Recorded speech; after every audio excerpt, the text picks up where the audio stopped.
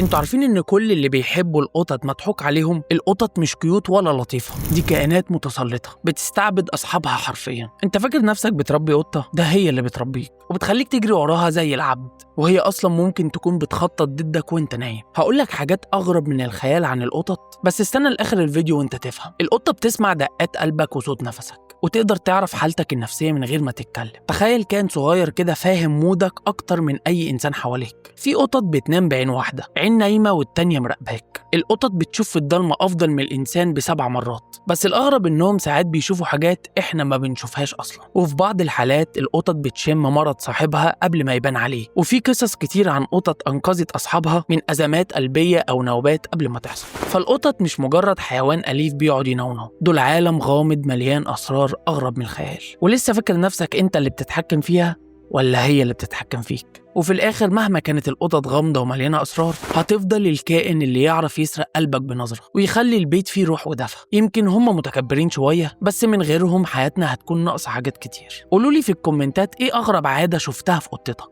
وما تنساش تعمل فولو ولايك. ولو عاوزين تشوفوا حاجات أكتر عني اعملولي فولو في المكان التاني.